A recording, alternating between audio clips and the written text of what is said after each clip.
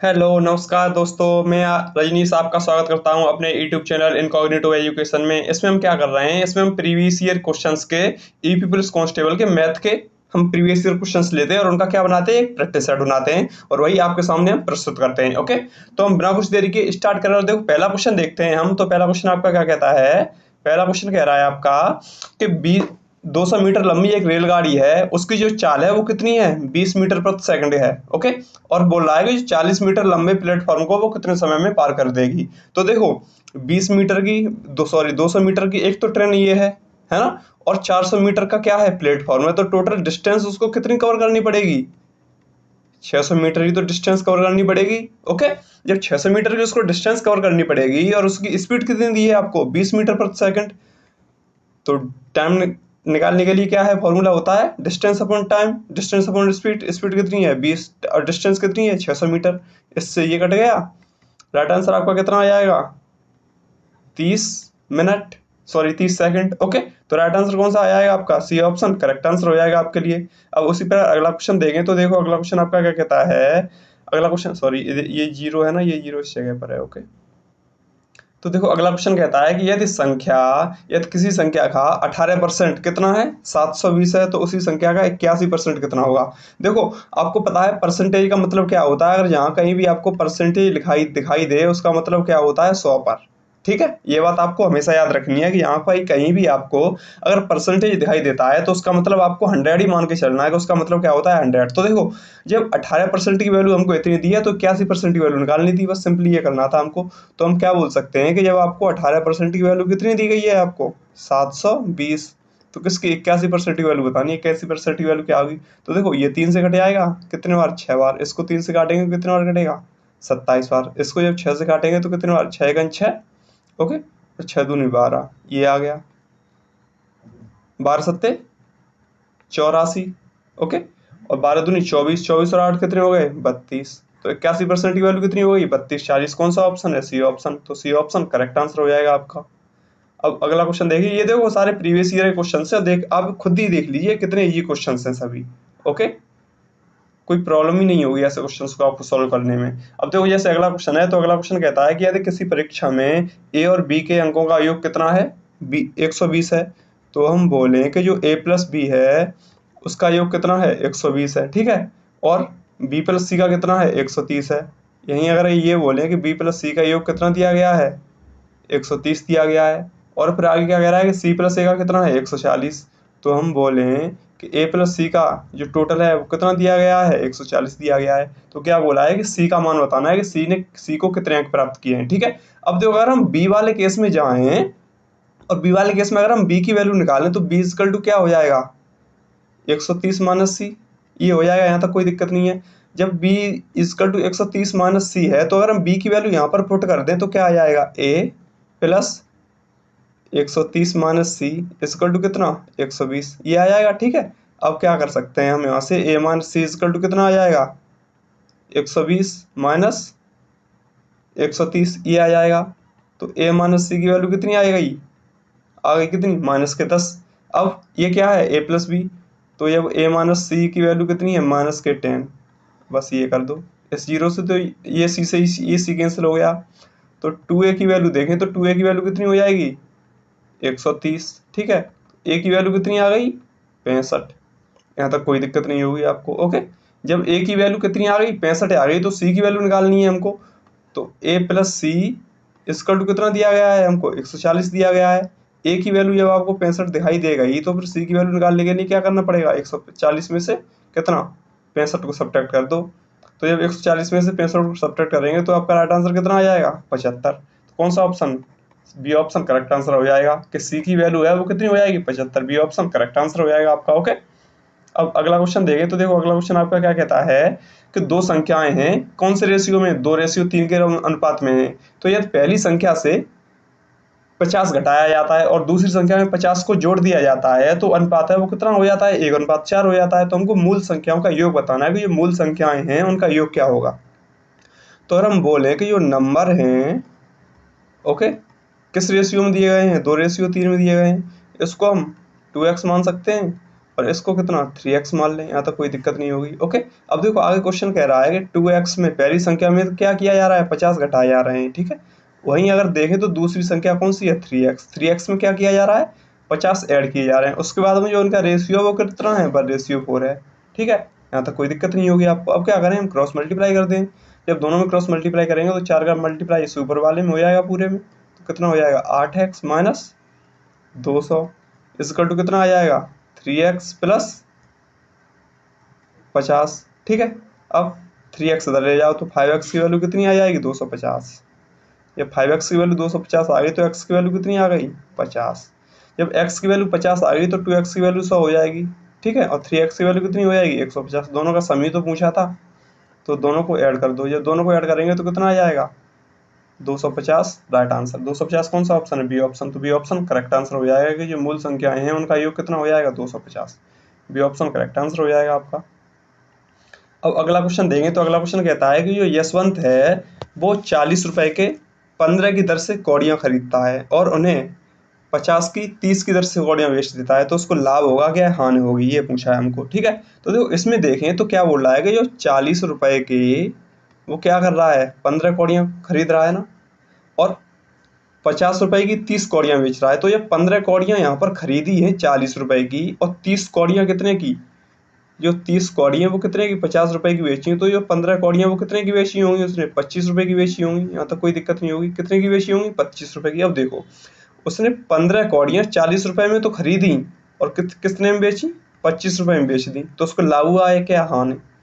40 रुपए में खरीदी उसने 15 कौड़ियाँ और 25 रुपए में 15 कौड़ियाँ बेच दी, तो उसको हानि तो हुई, सही बात है हानि हुई। कितने रुपए की हानि हुई 15 रुपए की हानि हुई, कितने पर 40 पर। अब परसेंटेज पूछा है ना, परसेंटेज का मतलब क्या होता है 100 पर। तो हम इसमें भी ये बोल सकते हैं ना कि देखो 40 पर तो उसको कितने की 15 रुपए की हानि हुई, तो 100 पर कितने रुपए की हानि होगी। इस जीरो से तो ये जीरो कट गया, 2 से इसको काटेंगे तो कितने बज जाएगा 2 बार, 2 से इसको काटेंगे कितने बज जाएगा 5 बार, 15 पंजे कितने हो गया 75/2। तो राइट आंसर आपका कितना आ जाएगा 37.5% की क्या हुई हानि हो गई साहब जी उसको 37.5% की। तो आपका राइट आंसर क्या हो जाएगा आपका डी ऑप्शन करेक्ट आंसर हो जाएगा आपका। ओके, देखो ये क्वेश्चंस कितने इजी हैं, बस आपको क्या करना है कि जो क्वेश्चंस में दिया जा रहा है आपको सिर्फ वही सॉल्व करना है, और बाद बाकी बस सब बड़े आसानी से हो जाएगा अच्छे से, ठीक है। अब अगला क्वेश्चन देखें तो देखो अगला क्वेश्चन कहता है कि एक व्यक्ति किसी वस्तु को 8% की हानि पर बेचता है, ठीक है। फिर आगे पढ़ें तो आगे क्वेश्चन कहता है कि यदि उसने उस वस्तु को 10.5% के लाभ पर बेचा होता तो उसको कितना 37 रुपये अधिक मिलते। देखो कोई चीज थी वो कितने रुपए की थी 100 रुपए की थी, परसेंटेज 100% की थी, ठीक है। फिर आगे कह रहा है कि जो 8 रुपए की 8% की हानि पर बेचा, तो जब 100 में से 8% की हानि पर बेचा होगा तो वो कितने परसेंट की बेची उसने चीज बेची होगी 92% की, ठीक है। फिर आगे कह रहा है कि यदि उसी वस्तु को 10.5% के लाभ पर बेचा होता तो 100 की थी 10.5% के लाभ पर बेचेगा तो कितने की बेचेगी वो 110.5% की बेचेगी, ठीक है। यहाँ तक कोई दिक्कत नहीं हुई। अब क्या कह रहा है कि उससे देखो उसने इतने रुपए मतलब 8% की हानि पर बेची कितने भी 92 में, और इतने 10.5% के लाभ पर बेची कितने में इतने में, तो उसको इसका जो डिफरेंस है वो कितना मिला है 37 मिला है। तो वस्तु का क्रय मूल्य मतलब कितना 100% की वैल्यू पूछी थी, 100% की वैल्यू क्या होगी। तो हम बोल सकते हैं कि जब 110 में से 92 को सब्ट्रैक्ट करेंगे तो कितना आ जाएगा 18.5। ओके, 18.5 की वैल्यू कितनी दी गई है आपको 37, तो 100% की वैल्यू बतानी थी 100% की वैल्यू क्या होगी।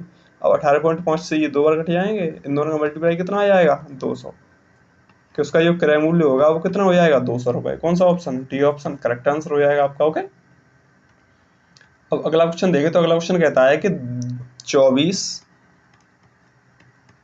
120 और 22 किसका चौथा समानुपात बताना है कि चौथा समानुपात क्या होगा। तो देखो इसमें हम क्या करें, शॉर्ट ट्रिक होती है सबसे अच्छी, इसको अगर हम ए मान लें, इसको बी मान लें, इसको सी और इसको डी, ठीक है।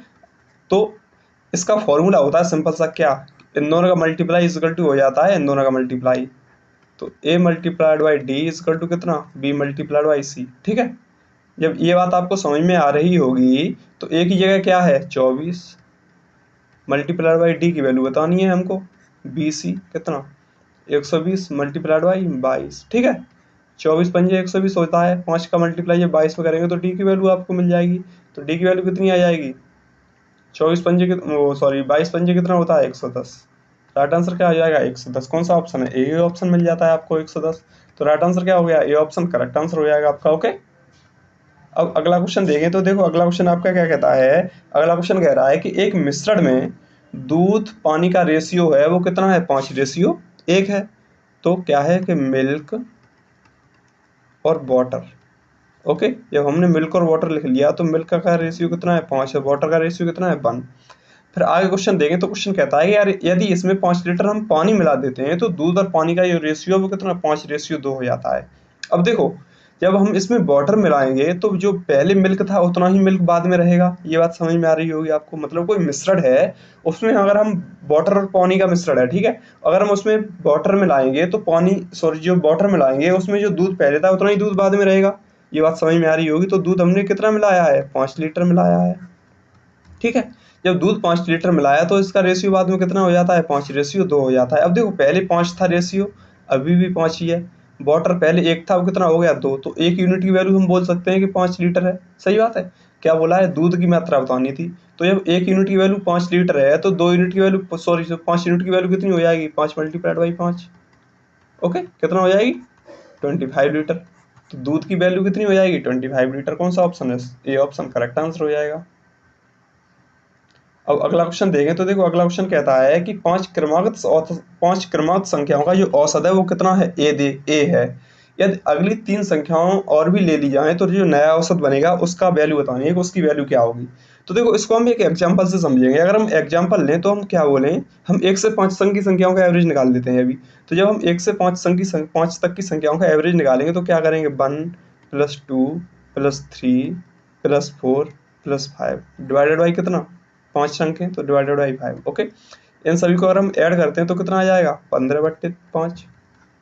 तो 1 से 5 तक की संख्याओं का जो एवरेज है वो तो कितना आ गया 3 आ गया। ओके, कितना आ गया 3 आ गया, यहाँ तक कोई दिक्कत नहीं होगी। अब क्या कह रहा है कि आगे की 3 संख्याएं और मिला ली जाएं, तो इसमें हम आगे की 3 संख्याएं और मिला देते हैं। इनका तो एवरेज 15 ही था ना, तो 1 + 2 + 3 4 5 6 7 8 अब डिवाइडेड बाई कितना हो जाएगा 8, ठीक है। अब यहाँ तक तो 15 एवरेज 15 सम हो गया था, 15 में ये और जोड़ दो, 15 और 6 कितने हो गए 21, 21 और 7 कितने हो गए 28, 28 और 8 कितने हो गए 28 और 8 कितने हो गए,